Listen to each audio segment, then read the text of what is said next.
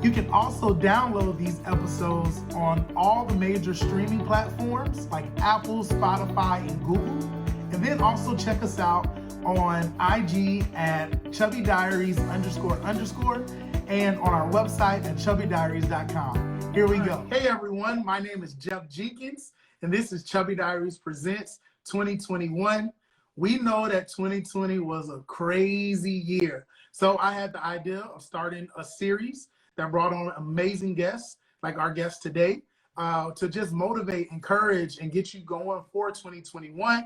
So today we have the one and only Evie Robbie in the building. She is the founder and creator of No Madness Tribe and Audacity Fest, which is a travel conference for people of color. I actually was a speaker at this conference, and I didn't do this with anybody else, but I do want to read like these accolades of this woman right now. Here we go. Okay. So Evita's accolades include National Geographic's 21 most visionary women throughout travel history. That one just blew my mind automatically. A Foreign Travel Vanguard Award recipient, the Route 100, and being noted as one of Entrepreneur Magazine's 50 most daring entrepreneurs of 2018. Evita was also invited to the White House under the Obama administration for their world's creative change makers for South by Southland. She also serves as the contributing editor for Condé Nast Travel Magazine. She's a keynote speaker, personality, author in the works. Like it goes on. And Miss Evie Robbie, I'm so glad that you're here today. I got mad jobs. And I be doing everything. And this is what we want to talk about.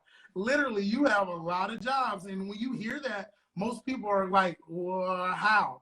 How is she being able to do this? And so we're going to dive into that today. I want to just let people get a scope really quick of just No Madness Tribe. Yeah. And like past and present. In an interview, you mentioned that the tribe as a whole, or y'all were a whole with tentacles, meaning that there was other departments and things like that within it. Can you just like let us know, just so we can get a bigger scope of just like No Madness Tribe and just even the stuff that you do have going on?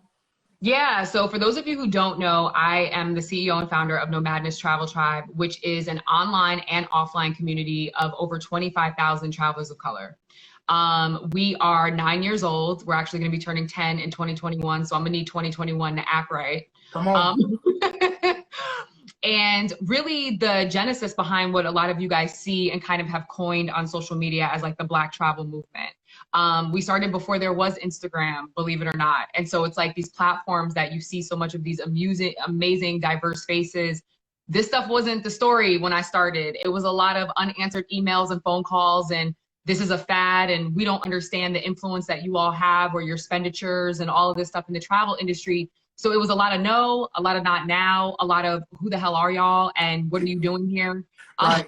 You know, a lot of, you're not our focus for our marketing campaign for the upcoming year. And so it's been crazy over the last 9 years to really see the difference in where it was when we started. And we were kind of like the ones in the jungle with the machete first, and kind of where we are now, and all of the pedestals and the influencers like yourself and other communities and other trip curators that have really been able to take a lot of the crazy ass foundation that we started, and be able to grow off of it. And it's beautiful. I think if anything, it's a testament to what we saw 10 years ago. You know what I'm saying? It really is just a testament to what we saw 10 years ago. Because if it was still just us, it's like, this is what we're talking about, y'all. Like, where's the rest of the crew? So yeah, totally. And the crew's here, and we're taking up space, and we're taking up space in all types of spaces. So back to your question about the tentacles of No Madness, that looks like a number of things, and that's even changed over the years, right? Mm-hmm. So we have Audacity Fest, which was started off as a conference by a different name that we would do in New York every year, the same weekend as our tribe anniversary weekend. Oh. And it was back in 2017 that I had a meeting with my then team about doing something that was more interactive, something that scaled higher, something that really just put some new life and injected, you know, our energy into the space. But I got tired of being, you know, me being as an expert, positioned as an expert for diversity and inclusion, but specifically around Black travel in the industry, even keynoting a lot of these conventions and conferences and town halls and things of that nature. I was still only one of a couple people of color. I'm not even talking Black folks, just of color sprinkled in the crowd, even if I was on stage.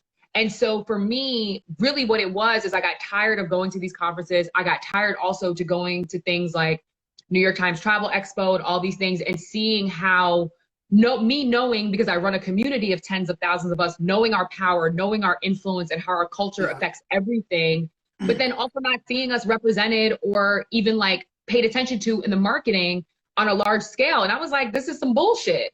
And so I wanted to create essentially the antithesis of a lot of what we see out in the industry on a professional level, but I also wanted it to be fun and innovative and creative. So really, as far as the events based are concerned, Audacity is like what takes the cake. And obviously with COVID, we've had to do the digital pivot. So we've been executing these Audacity Digis every 3 months. I can't believe we've done 3 of these things since COVID started. It's mind blowing, mind blowing. And our next one is January 9th. Right. And we've done 3 since COVID started. Our next one is on January 9th. And then we have another one May 1st. And then after that, we're going to pump the brakes. We're going to pump the brakes, because what we're going to do is I think society will be in a better position where we can start looking at when the next actual festival in person is going to be. I think May we'll be able to talk about it. And I have a feeling that we may, you know, this isn't confirmed, but I have a feeling that our next Audacity Fest in person is going to be summer of 2022. I love it. And so May of next year, we'll be able to start having that conversation and pivot from, you know, we'll still do a Digi once a year, but we have to bring the main festival back. Our people are starving for safe interaction and we need it. And just the vibe is unlike anything else that you see in the travel industry. So Audacity is one tentacle. Under normal circumstances, we're traveling. Yep. So another tentacle are our trips, you know, No Madness trips. We've executed over 40 trips over the last like 8 years, 8-9 years that we've had No Madness trips. And literally we've had to postpone, we've had to refund, we've had to cancel. And for us, we weren't in a rush, right? Like we saw a lot of groups and, you know, curators of trips, even at the beginning stages of this being like, okay, we're going to do trips for next year. And it's like, we had already sold out of our trips for 2021. Wow. And it was more so about us being like, look, guys, we don't know where we're really going to be. Yeah. And so let's take our time with this. Like, this is unprecedented for everyone. So we did not want to put a time frame. We have not opened up any new trips. We've just been navigating, reassessing, canceling, postponing the ones that we have on the docket, and just taking care of our people and making sure that first priority is that these people get their money back if that's what they want, or we get them situated on another future trip if that's what they want. But we're not adding to our calendar until we understand exactly what the hell's going on with COVID. Not doing it. And that was just a decision that we made very early on. We're not going to be bullied into feeling like we got to keep pushing this out. Nope. No. I'm with you on that. So we got Audacity Fest. Yeah. We got the trips. We do merch. We have merch. We have the web series. We have the web series. So when we first started, we had the No Madness project. So Issa Rae is a great friend and mentor of mine. And somebody that, I mean, we knew each other and ended up sitting on a panel where we first met in person before Insecure popped off, before No Madness really got moving, to be honest with you. And she's been an amazing advocate and ally. And so we did a season worth of the No Madness project. And ironically, what you guys don't know is I was in LA with Issa's team at the end of last year, and we were getting ready. We were literally putting the contract together to relaunch a new season. And literally right when COVID hit, my whole team, I had a production crew, they were already paid up half of their rates for shooting with us. We were supposed to be in Egypt and Morocco shooting the relaunch of the Madness project for Issa's channel, and everything just got. So listen, everything, and I don't want to sound cliche because shit sucks right now in many ways. So I want to be real about that, but everything happens the way it's supposed to. Yeah. And I had a call even just a couple hours ago. I was on a call with a woman who used to be my intern, actually. Yeah. And we went to the same college. I'm much older than she is. But one of her roommates saw me speak at the college on the Alumni Association and hit her up and was like, you need to get in the auditorium because I'm looking at you 10 years from now on stage. Wow. And that introduction is how we met. And I brought her on board, and she ended up being an intern of mine for No Madness for a number of years. Wow. And we were talking, and she's in the entertainment industry. Because a lot of people don't know this. My background is in TV.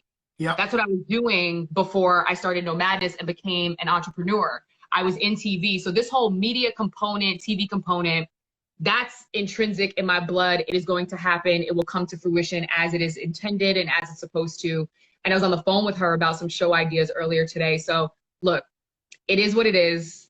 That you just have a lot going on, and you've been working. And Yeah. so with that, can somebody be able to do all of this by themselves, realistically?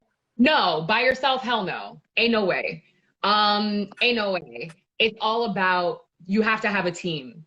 And teams are a very intrinsic conversation. They're a little bit of a complicated conversation for me, only because I've seen it from the top to bottom. I have literally wiped out an entire team all at once. Wow. And after really looking, this happened years and years ago. But literally after assessing, because there's certain, and it's one of the hardest things that I've ever had to do. It's the second biggest, hardest business decision that I've ever made. But there was a time where I had to grow up as a CEO, real talk. Like it wasn't just them. Everything had to be gutted. And so much was falling on my back. And it was just like, listen, I can't, like, I'll kill myself if I try to do this. This model is not sustainable. You know, what does this actually look like? Is this serving the greater purpose of the community? Because it always comes back to the people for me. You got to remember, when I started No Madness, I didn't know I was starting a business. I didn't know. I'm like, I come from an arts background. I have a liberal arts, mass comm, fine art degree. Like, so all of this stuff for me has been a lot of like learning on the job, you know? And with that being said, it was just like, you learn, you bring people with you in the beginning and you try it out and see what it is. I had no idea what the hell No Madness was turning into. Right. It could have stayed at 100 people. It really could have, and I would have been none the wiser. But it grew to tens of thousands, and it's still growing today. And it's like, we really needed a home. We really needed a home. And I thought I was answering a call for myself and a handful of people I know, when I was actually answering the call for so many more people than I ever realized I was.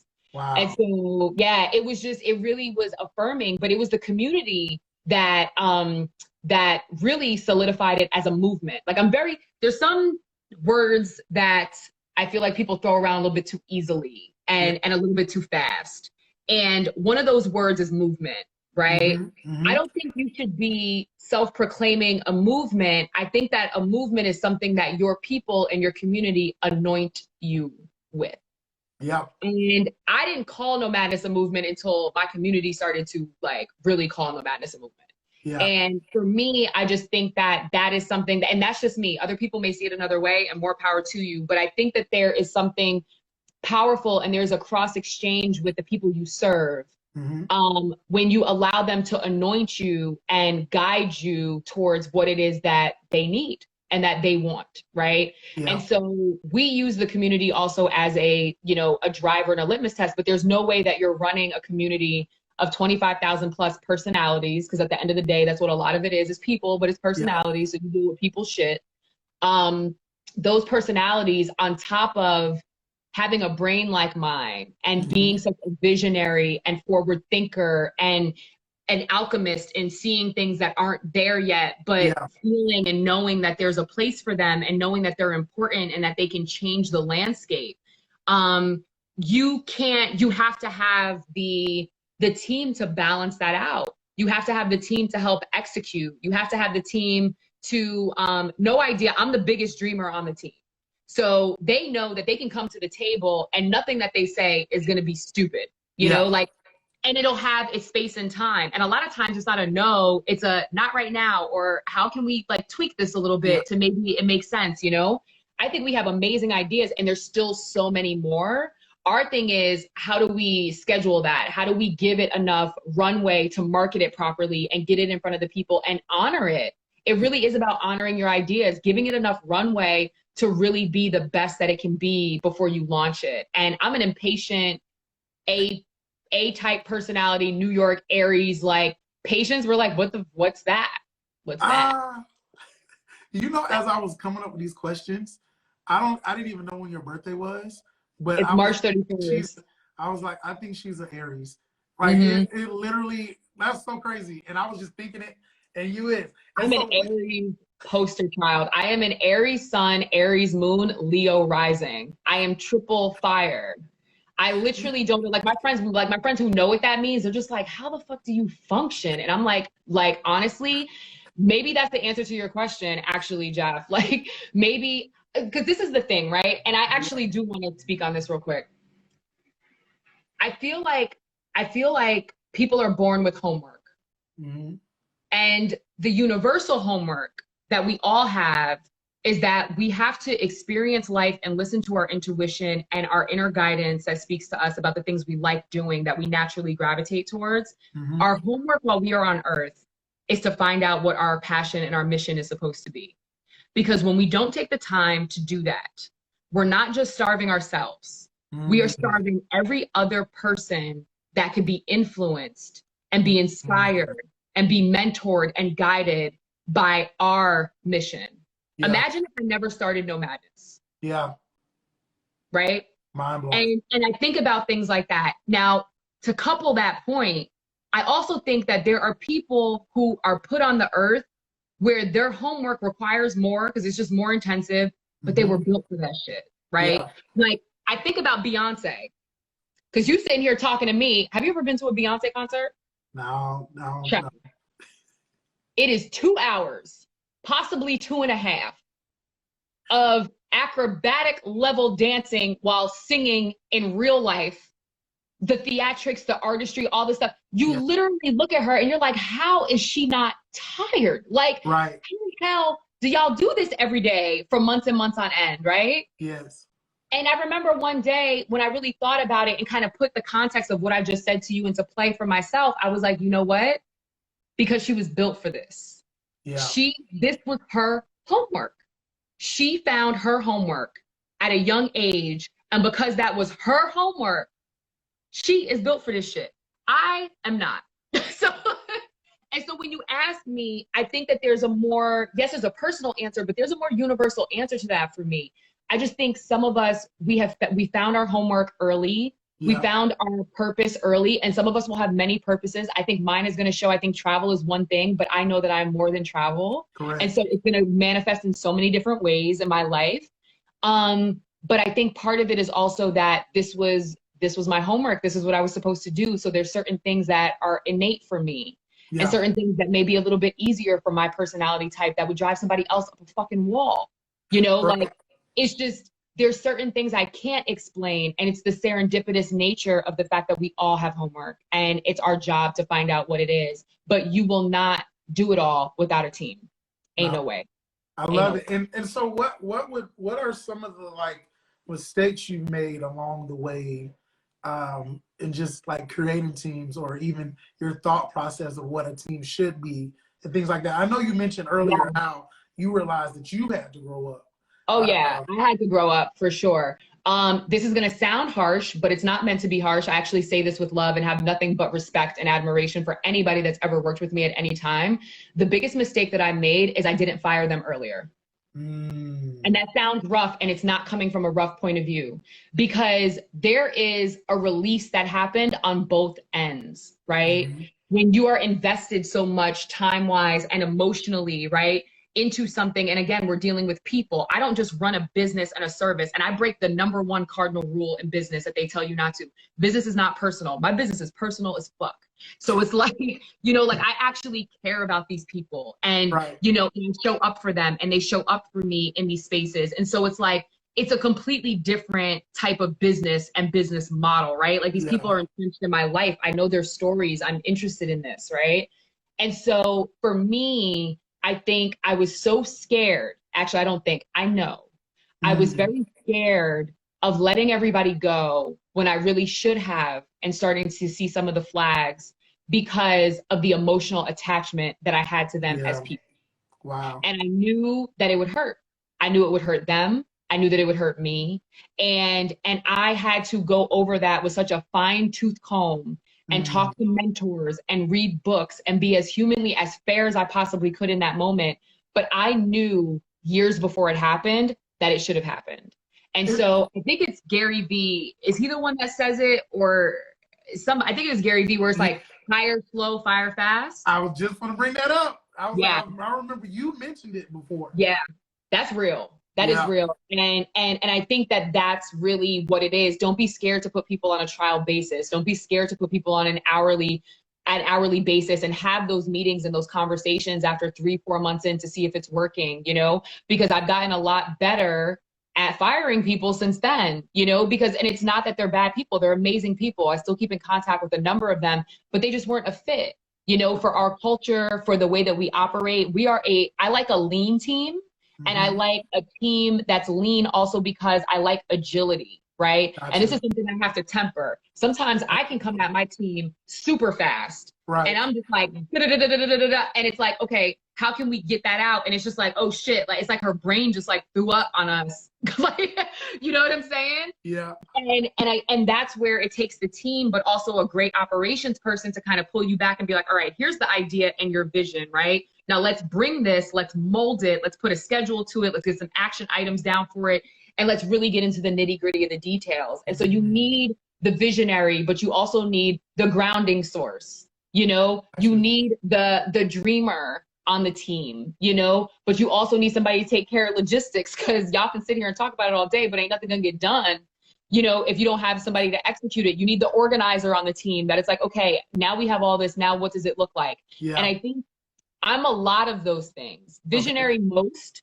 but I have a lot of those traits. And the power of a great team is also being honest and having a sense of discernment of, yo, this is what I'm not good at. And this is also what I don't like doing. Like there are still parts of No Madness that I take care of. And I'm like, I hate this shit. Like I don't like emails. And I know that going into 2021, one of the things I have to do is hire. If we didn't get financially hit as hard as we did, I would have already had 1, possibly 2 more people on the team this year. But I had to go we had to streamline, and I couldn't bring anybody else on, you know? Yeah. So going into 2021, some of our income streams that we have that are huge, that haven't hit yet, that are coming at the top of the year, there are certain assistants. There's a lot of like the admin stuff that still at times falls on me, and I don't want that shit no more, right? And so a lot of it is like, it's not just focusing, because it's like the zone of genius that people talk about. How are you going to get bogged down? You can't operate in your high level space that is so important for you to be there if you're bogged down with responding to emails X amount of hours. You know what I'm saying? You just can't. I'm in a space now of like automation, and how do I outsource as much as humanly possible and almost like create other versions of me on my team as fast as possible so that I can focus on these other things, including a personal life. Yeah. Like, you know? Yeah. No, you're so right. And I just wanted to mention how in this time, I did this business accelerator, like right when the whole pandemic happened. And the one thing that I found out from businesses, and like the top ones like Apple, Tesla, well, not Tesla kind of does all this stuff together, but like Microsoft, all these big tech companies and stuff like that, they outsource majority of their stuff. Yeah. Like, I was thinking that like Apple was creating all this stuff in-house, but it was like, no, we use like somebody else in another country that builds all our stuff out.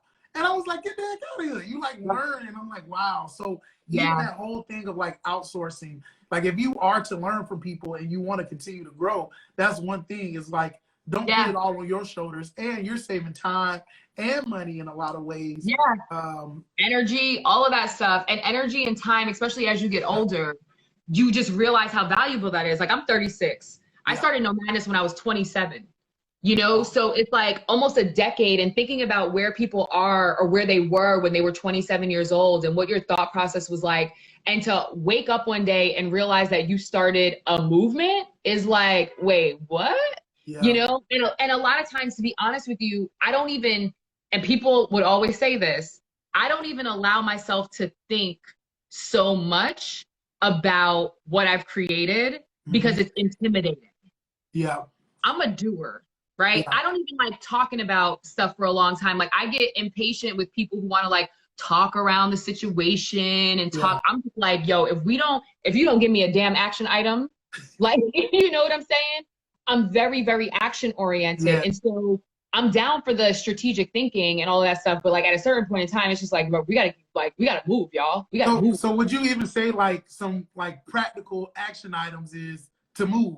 I remember our friend Onika was on with us, Yeah. and I think she's on a live now, but she said something earlier like done is better than perfection. Yes. And a lot of And times we get caught up on perfection. We get caught, and I'm one of those people too. I get caught up on perfection too. And I've had to literally give myself permission to be okay with imperfection to the point where I'm gonna tell you something that I do, and this used to drive me crazy. I hate typos. I hate typos. But I move so fast that I tend to have typos a lot when I like text and stuff. And so I go back and I'm starring shit and like rewrite and like rewriting it. And it drives me crazy. And one of the things that used to drive me up a wall is if I had a typo in like an Instagram story, right? I mean, like I have to start this whole thing over, all of that stuff. A little test and a little thing that I used to do with myself is if I had a typo, it started as small as just letting it go. Letting it go.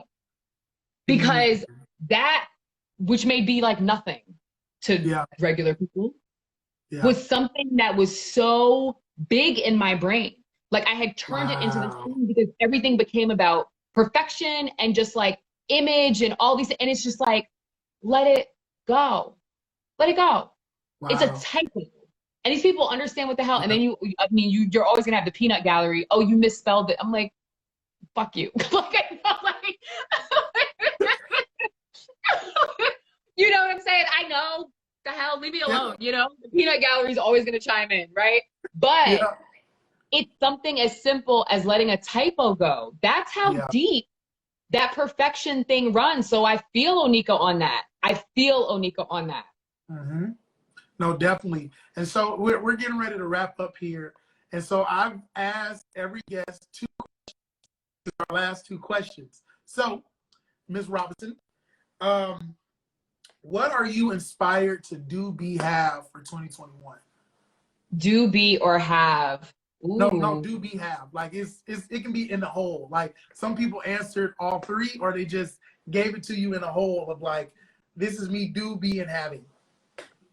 Okay, my show. My show. And I'm really high off of the conversation I had earlier today with Angel on my show, because I have some awakenings that are coming to me, some changes, some things, you know, we feed ourselves scripts, right? And sometimes before you know it, it's like, do I even really want that? Or do I want it like that? Or have I just been saying it like that for so long that that's my default, right? So this morning, and what I've been doing going into 2021 is really examining myself. I'm very big on language nowadays and the words that we use, because words have power. I'm very big on words. I'm as big on words as I am on energy right now. Wow. And so being very intentional with my words and my energy and how I float around the universe. But I want my show. I want a family on a personal level. Yep, I want a family. And I want it to be curated how I want it curated. You know, my family may not look like other people's family. I am not a traditionalist in any way, shape, or form. I may be running around with boyfriends, girlfriends, everything. Like, you don't even know. I don't even know. So, but I want that. I am in that space of just having like that family construct and just love. I think ultimately that's what it comes down to, is just love in whatever form that looks like. And I'm open, I'm open to that. I'm not putting any boundaries on that, because if 2020 has shown us anything. I love that. Yeah, but I think it's that. And also I have a financial goal specifically for our data that we did with No Madness. And it is aggressive, but it is worth it. And we killed this thing, and I'm super proud of this. And this is just a whole new arena for us. So it's completely different. And so I want to hit the benchmark that I have outputted for that as well. Those are the 3 things. I would say my show, the benchmark for the data, hitting our financial benchmarks, and to be loved upon. Oh, I love that. So we're about to end And this is the one question that I love. We want to send everybody out with a bang. You are my final guest of this series. Aww. So the question is, well, it is more so a comment. Like, can you please give the audience some words of encouragement? Just do it. Just do it. Wow. Whatever it is, just do it. And just start, right? Kind of piggybacking off of what you said about the conversation you had with Onika about perfection and things being done, right? For us, we get caught up on analysis paralysis, and it stops people from even starting, right? And I think that you need to just start, and it doesn't have to be a big ticket item out the gate. Correct. Do something small, but just start, because that is the hardest part, and you'll catch your groove along the way. Nothing's perfect. If what my idea of perfect was for No Madness 10 years ago came to fruition, everything would have died, you know? Wow. And so perfection is a journey. It is not a destination, and it will always change and always evolve, because you are always changing and you are always evolving, and that's how it's supposed to be. So don't be fearful of that. Just start. Wow. Wow, wow, wow. Well, Miss Evita, I just want to say Evie every time, so I'm going to just say Evie. It's all good. It's getting so confusing now to say Evita. But I just want to tell you, thank you so much from the bottom of my heart. Like, y'all, this is greatness on this live right now. Thank you. He has done so much for us, people of color, women in the travel space, Black people in the travel space. So I just want to give you your flowers while you're here. I definitely know that I wouldn't even be who I am right now if it wasn't for just the part that you played in my life. So I thank you for being here. Thank y'all so much. Where can everybody find you? Yes, thank you. And thank you for your role in this too, Jeff. Like, just to take a moment to toss that back at you. You know, you and I talk, people don't realize how much you and I probably talk. I will get a call or a text from you at like 8 o'clock in the morning, and I'll be like, damn. Jeff don't know that I'm not a morning person. Like, but it's all good. And I do my best to pick up the phone, you know, because you just have such a beautiful energy about you, and an altruistic energy in a space that not everybody has that, you know? And so it's beautiful to see the work that you're doing, and, you know, where you following your mission in this space as well. So thank you for having me here. For people who want to follow me, I mean, it's the same and consistent across all social media platforms. My personal is at Evie Robbie, and No Madness is at No Madness Tribe. We're actually revamping our website. Like, our new website's about to be super dope. So I'm not gonna send you there right now. That's gonna be done closer to the top of the year. But yeah, at No Madness Tribe, at Evie Robbie, I can be reached there. Join the community. It's great. Thank you again. I am done. I can't believe it, y'all. So real quick, y'all can pick up all of these episodes or listen to these episodes on IG Live, or go over to any of the major podcast platforms. We'll be launching 4 on the 22nd of December, and then we'll have this episode and 2 others that will launch on the 29th. So check it out. Thank y'all again. Thank you, Evie, again. No problem, love. Thank you. Y'all. Bye. Have a good New Year.